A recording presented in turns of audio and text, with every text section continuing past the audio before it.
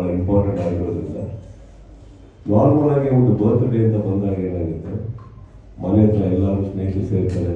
ತುಂಬ ಜನ ಹೋಗ್ತಾ ವರ್ಷಗಟ್ಟಲೆ ಜನ ಜಾಸ್ತಿ ಆಗ್ತಾನೆ ಇದ್ರೆ ಹೊರತು ಕಮ್ಮಿ ಅಲ್ಲ. ಅದು ಖುಷಿಯಾಗಿ ಒಂದು ಆಶೀರ್ವಾದ ಅಂತ ಅನ್ಕೋತೀವಿ.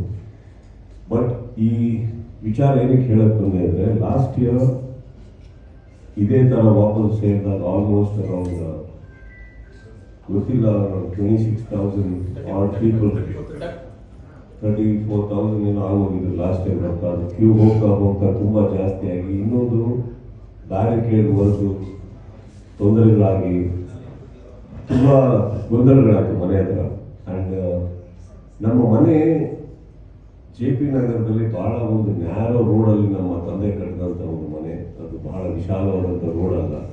ಅದು ಇಷ್ಟು ವರ್ಷ ಏನೋ ಒಂದು ನಡ್ಕೊಂಡು ಬಂದ್ಬಿಡ್ತು. ಬಟ್ ಈಗ ಪೊಲೀಸ್ ನನ್ನ ಸಿಬ್ಬಂದಿ ನನ್ನ ಸ್ನೇಹಿತರು ಬಂದು ರಿಕ್ವೆಸ್ಟ್ ಮಾಡಿಕೊಂಡಿದ್ದು, ನಮ್ಮ ಮನೆ ಅಕ್ಕಪಕ್ಕದಲ್ಲಿ ನನ್ನ ಸ್ನೇಹಿತರು ರಿಕ್ವೆಸ್ಟ್ ಮಾಡಿಕೊಂಡಿದ್ದು, ಏನಾರು ಮಾಡೋಕ್ಕಾಗದೆ ದಯವಿಟ್ಟು ಬೇರೆ ಕಡೆ ಮಾಡಿ, ಮನೆ ಹತ್ರ ಬೇಡಿ ಅಂತ. ಸೊ ಎಲ್ಲಿಗೆ ಅಂದರೆ, ಒಂದು ಕೆಲವು ವರ್ಷಗಳಿಂದ ನಾನು ಈ ಹೂವು ಕೇಕ್ಸ್ ಅನ್ನೋದೇನಿದೆ ಅದನ್ನು ಕಟ್ ಮಾಡೋದಕ್ಕೋಸ್ಕರ ನಾನು ಮಾಡಲ್ಲ ಅಂತಂದ್ರೆ ಮನೆ ಹತ್ರ ತುಂಬ ಗಲಾಟೆಗಳಾಗಿದೆ. ಆ ಗಲಾಟೆ ಮತ್ತೆ ಆಗೋದು ಬೇಡ.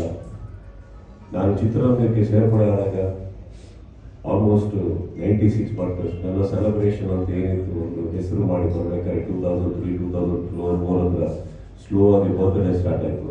ಆವಾಗ ನನ್ನ ಮನೆ ಅಕ್ಕಪಕ್ಕದ ಇದ್ದಂಥ ನನ್ನ ಎಲ್ಲ ಸ್ನೇಹಿತರು, ನೇಬರ್ಸ್ ಎಲ್ಲರೂ ಬಹಳ ಕಿರಿಯರ್ ಆಗಿದ್ದರು.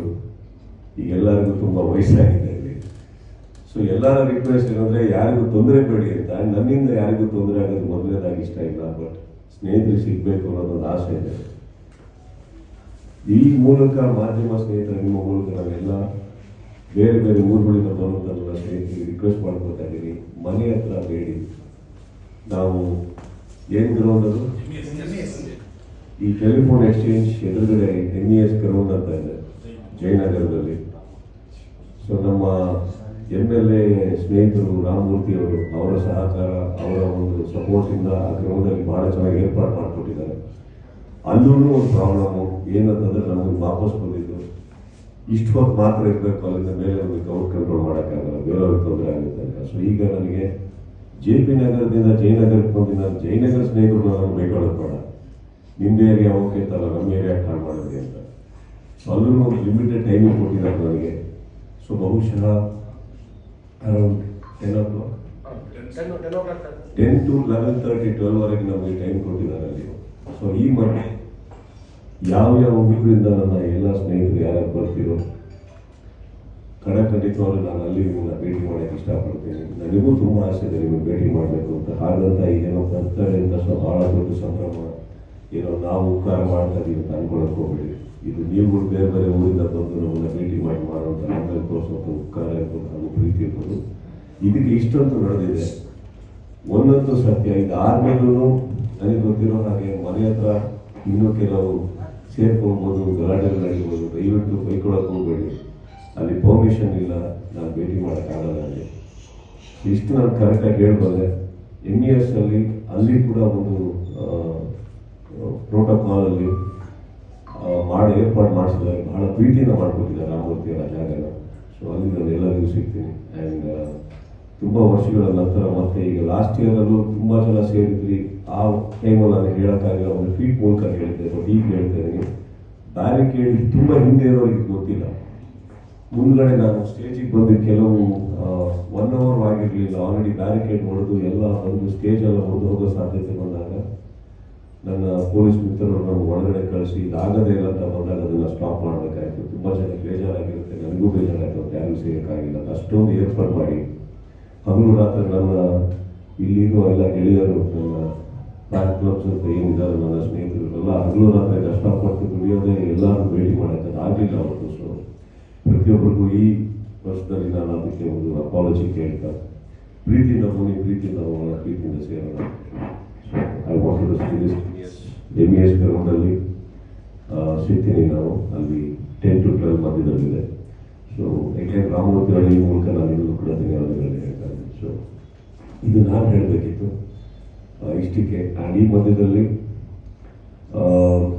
ಸುಮಾರು ಟೈಮಿಂದ ನಾನು ಯಾರಿಗೂ ಏನು ಸಿಗೋಕ್ಕಾಗಿಲ್ಲ.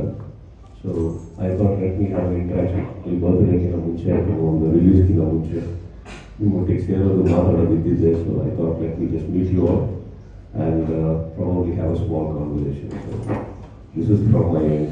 ನಿಮ್ಮ ಕಡೆಯಿಂದ ಏನಾದರೂ ಮಾತಾಡೋದಿದ್ರೆ ಸರಳವಾಗಿ ಮಾತಾಡ್ಬೋದು. ಎಲ್ಲರೂ ತಿಂದಿದೆ ಅನ್ಕೋತೀನಿ ಸರ್.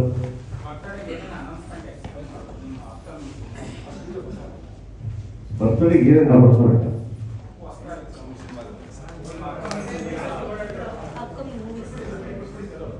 ಅದೇ ಸರ್, ಈಗ 28ರಿಂದ 29 ತಾಲೂಕಲ್ಲಿ ಮತ್ತೆ ಸೊ ಅನೌನ್ಸ್ಮೆಂಟ್ ಆಗಬೇಕಾಗಿತ್ತು. ಇನ್ನೇನು 30 ವರ್ಷಕ್ಕೆ 1 ವರ್ಷ ಹಿಂದೆ ಇದ್ದೀವಿ.